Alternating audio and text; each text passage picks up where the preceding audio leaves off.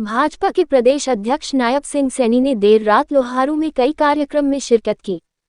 जब उनसे जेजेपी और बीजेपी गठबंधन से लोकसभा चुनाव लड़ने की बात पूछने पर उन्होंने कहा कि 10 की 10 लोकसभा सीटों पर अकेले कमल खिलाएंगे। उन्होंने कहा कि प्रदेश में अन्य दलों के बहुत बड़े नेता भाजपा में शामिल होने की कतार में हैं खड़े।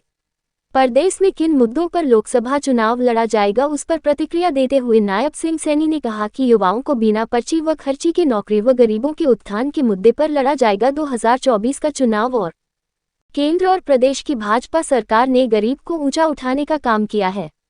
देश में 4 करोड़ महिलाओं को प्रधानमंत्री आवास योजना के तहत मकान बनाकर दी गई चाबियां।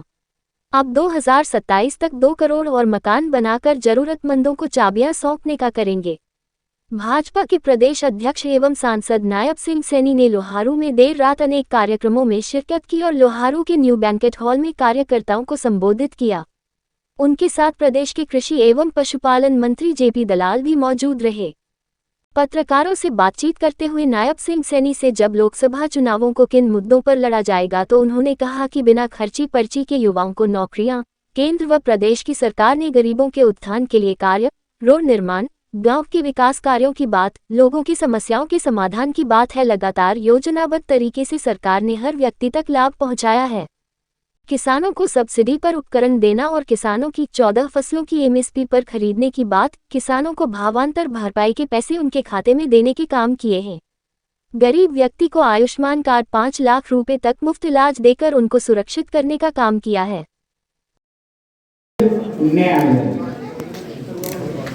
अब मैं क्योंकि काफी समय से आप इंतजार कर रहे हैं तो मैं निवेदन करूंगा कि और उनका जो है पगड़ी पहना करके जो सम्मान करेंगे, मैं हमारे नगर पालिका के चेयरमैन ने करवा देंगे इसके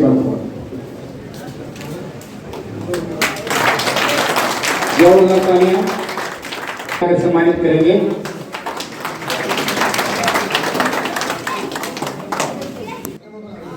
इशारा समझ गए। मैं भगत सिंह एकेडमी के संचालक जगदीश जी जायसवाल जी से भी निवेदन करूंगा कि वो भी, क्योंकि ये मैं पहले से बता रहा था, आर्य वीरों की भूमि रहा है, भगत सिंह को ये लोहारू अपना आदत रहे, कहा गवाए अपना नू। तो शहीद भगत सिंह हमारे इस देश के आदर्श हैं, उनसे बड़ा त्याग का उदाहरण इतिहास में। आर्य जी, आपका कहीं मंत्री जी के साथ आप हर कार्यक्रम में जाते हैं और कोई फोटो नहीं देख रहे, तो कारण क्या है कि आप कहीं इससे भारतीय जनता पार्टी से कहीं नजरें तो नहीं चुरा रहे हैं? तो मैं, क्योंकि आर्य चित्र की पूजा नहीं करते, वो चरित्र की पूजा करते हैं। तो मंत्री जी मेरे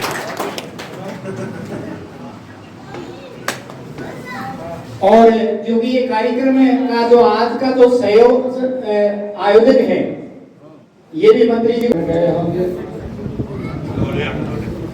ये मेरा सौभाग्य है कि आज आप लोगों के बीच में आने का मुझे मौका मिला है। आप सबसे एक अपील भी करता हूं कि आज दुनिया में अगर भारत का नाम ऊंचा हुआ है इस आजादी के बाद, तो इन 10 वर्षों के अंदर देश ने एक बड़ी करवट ली है नरेंद्र मोदी जी के नेतृत्व में। हमें फख्र होता है ऐसे प्रधानमंत्री के ऊपर जो दिन रात एक बात सोचता है कि मेरा देश ये दुनिया में नंबर 1 का देश बने, उसके लिए लगातार काम कर रहा है। जब दुनिया के अंदर नंबर 1 की बात होती है तो उसके साथ देश के 140 करोड़ लोग जुड़े हुए हैं। आज हम देखते हैं कि इन 10 वर्षों में जो देश ने करवट ली है, शायद हमें नहीं पता चलता, परंतु अगर हमारा बेटा भाई किसी दूसरे देश के अंदर है, दुनिया के किसी भी देश के अंदर, और जो वहां के लोग उनको ये पता चलता है कि ये भारत का व्यक्ति है, तो लोग वो ये नहीं बोलते कि ये भारत का है, उसको ये बोलते हैं कि ये मोदी का आदमी है। ये सम्मान नरेंद्र मोदी को ये गर्व की बात है हमारे सबके लिए। देश को एक विकास की नई धूरी देने वाले, देश का एक नया अध्याय लिखने वाले ये ऐसा व्यक्तित्व है दिन रात जो गरीब की चिंता करता है, किसान की चिंता करता है, युवा की चिंता करता है, महिला की चिंता करता है। और अपने वक्तव्य में उन्होंने कहा भी है, आज देश की समस्याओं का समाधान किया है इन्हीं 10 वर्षों के अंदर नरेंद्र मोदी जी ने किया है। मुझे ये ध्यान में है, मैं लंबे समय तक जम्मू कश्मीर के अंदर रहा, मुझे डीपली वहां काम करने का मौका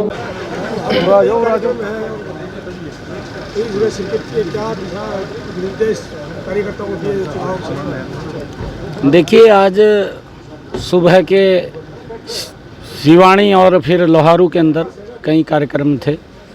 अलग अलग कार्यक्रमों के अंदर जाना हुआ है। एक हमारी जिला कार्यकारिणी की बैठक भी सिवानी के अंदर रही है, क्योंकि 2024 का चुनाव आया है। सभी कार्यकर्ता मौजूद थे, लगातार के कार्यक्रम आ रहे हैं और उन कार्यक्रमों को लेकर के हमने हरियाणा के अंदर जो काम नरेंद्र मोदी जी की सरकार ने किए हैं, जो काम मनोहर लाल जी की सरकार ने किए हैं, और ईमानदारी से दोनों सरकारों ने ज़बरदस्त काम गरीब के ऊंचा उठाने के लिए कार्य किया है। मैं देखता हूं जो बहनों को लगभग देश के अंदर 4 करोड़ प्रधानमंत्री आवास योजना के तहत मकान बना करके चाबियां सौंपने का काम नरेंद्र मोदी की सरकार ने किया है।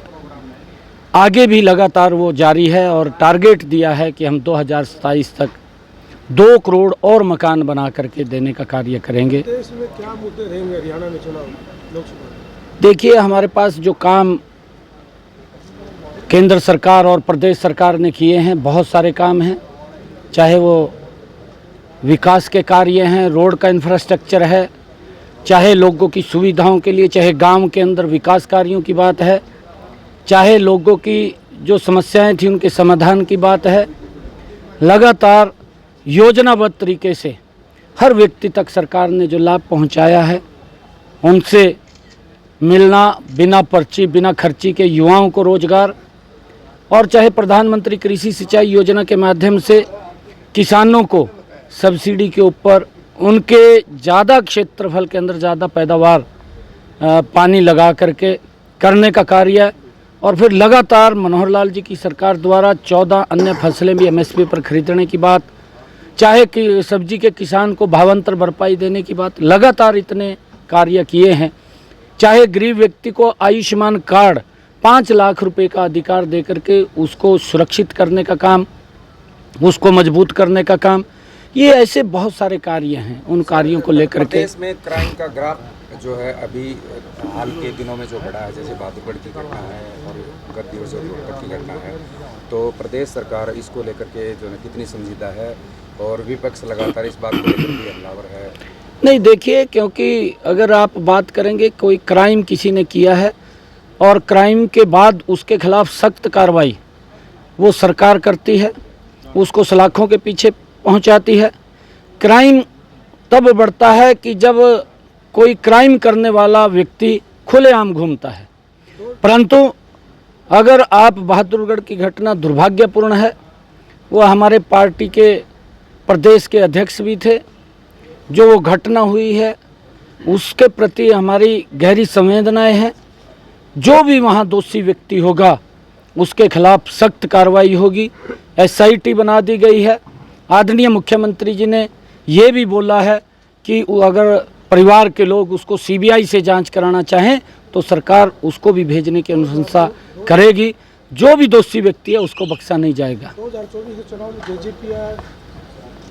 बीजेपी गठबंधन से लगेंगे या देखिए, हमारे सामने 10 के 10 कमल के फूल, 10 की 10 लोकसभा की सीटें हमने जीतनी है। पिछले जो 2019 के चुनाव के अंदर जिस मैंडेट के साथ 10 की 10 लोकसभा सीटें जीती थी, आज मैं पूरे हरियाणा प्रदेश के अंदर घूम रहा हूँ, देख रहा हूँ, ये नरेंद्र मोदी जी की नीतियों का परिणाम है, मनोहर लाल जी की नीतियों का परिणाम है।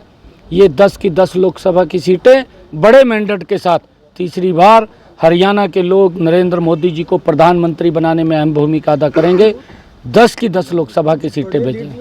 चुनाव आ गया, कोई चेंजिंग होने के आसार है? नहीं, देखिए, हमारे बड़े लीडर भी हरियाणा के अंदर आएंगे और लोगों से कनेक्ट होंगे, चाहे आदरणीय प्रधानमंत्री जी हैं, चाहे आदरणीय अमित शाह जी हैं, आदरणीय जगत प्रकाश नड्डा जी हैं, आदरणीय ठाकुर राजनाथ सिंह जी हैं, हमारे तमाम बड़े नेता वो भी प्रदेश में रहेंगे, अन्य नेता भी रहेंगे और हमारी हरियाणा की उच्च लीडरशिप आदरणीय मुख्यमंत्री मनोहर लाल जी, हमारे प्रभारी आदरणीय विप्लव देव जी, तमाम हमारी यहाँ की उच्च लीडरशिप वो भी हरियाणा प्रदेश के लोगों के साथ कनेक्ट होकर के 10 की 10 लोकसभा की सीटें नरेंद्र मोदी जी के पास भेज करके तीसरी बार प्रधानमंत्री बनाने का काम करेंगे। एक चाणक्य के रूप में जो है ना, हमारा प्रश्न ये है कि कौन से ऐसे जो है ना दूसरी पार्टी के जो बड़े लीडर हैं जो भाजपा में आने के इच्छुक हैं या संभावित है कि जो कि भाजपा में आएंगे? नहीं, देखिए, बहुत बड़े कई नेता अन्य दलों के, चाहे कांग्रेस के हैं, चाहे INLD के हैं, वो बड़े नेता चाहे आम आदमी पार्टी के हैं, काफ़ी नेताओं ने भारतीय जनता पार्टी को ज्वाइन किया है।